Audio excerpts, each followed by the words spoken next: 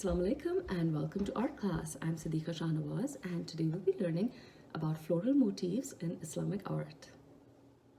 Let's take a look at some works of art from different parts of the world. And as you see these images, observe the abundance and variety of flower motifs and patterns that artists have created over centuries and which still continue to influence artists and designers today.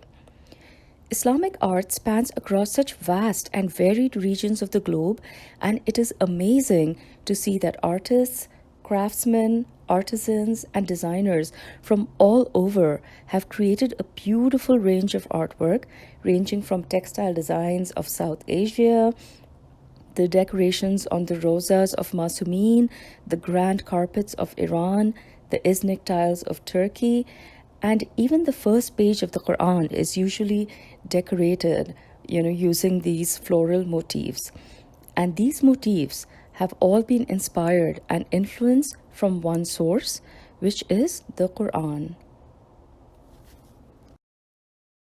So Islamic art is deeply spiritual, both in its form and its content, and it is devoted towards the remembrance of the Creator. Now, there are two main themes in the Quran from which artists have drawn inspiration to create floral motifs. One being the Quranic description of Jannah, which is paradise. It is described as a beautiful, beautiful garden underneath which rivers flow. And this is where every believer aspires to be, surrounded by the beauty, the grace, and in the blessings of Allah, to feel that peace and His presence, and of course the company of the Aimma. So whenever in Islamic art you see floral motifs, whether decorating the front page of the Quran or the walls of a masjid, it is that hint towards that ultimate beautiful abode. Now, another theme recurring is the Quranic description of nature. The Quran repeatedly asks us to observe nature and every aspect of nature, from a sprouting seed to grand constellations. They are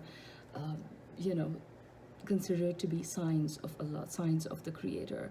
So the Quran asks us to observe this nature, to contemplate on the wisdom of Allah, and through this observation of Allah's signs, to learn about His attributes. And this is how we reach that closeness with Allah. So these two themes, the description of paradise and as well as connecting to the Creator through His creation in nature, these two themes are what inspire this entire beautiful idea of Islamic floral design. As you see the images of classical Islamic floral art, you might observe that the flowers and leaves look very stylized and not very naturalistic. Even though Muslim artists were quite capable of and did draw naturalistically, they generally chose not to copy directly from nature, but rather to take inspiration from nature around them and add their own imagination. Inspired by the Quranic vision of paradise, they created flowers that were not of this world but symbolic of paradise. The archetypal floral forms were then applied to elaborate patterns. Such complex and intricate designs create an illusion of unending repetition that were intended to remind believers of the infinite nature of God. You can see that feeling of eternity and continuity in the spiral designs. These repetitive and recurring motifs form a pattern which is known as arabesque. The arabesque in Islamic art is often used to symbolize the transcendent, the indivisible, and the infinite nature of the Creator. There is a theory that some artists intentionally make some slight mistakes in the patterns.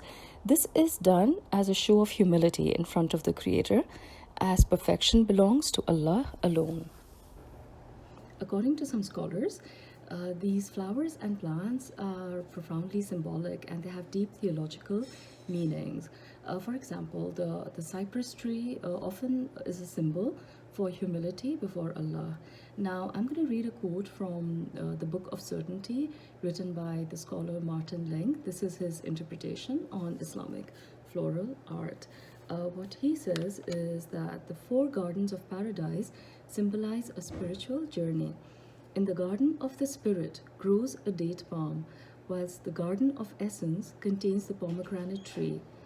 In the garden of the soul grows the olive tree, and the fig can be found in the garden of the heart. So, with this information, let's get started with our drawing project. The supplies you need for this project are white paper, any drawing paper. You could use a sketchbook. You will need a pencil and eraser.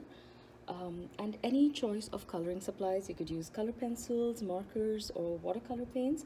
I've picked watercolors for this project, so I will need watercolor paper, some paints, a palette, a bowl of water, and a couple of fine paintbrushes.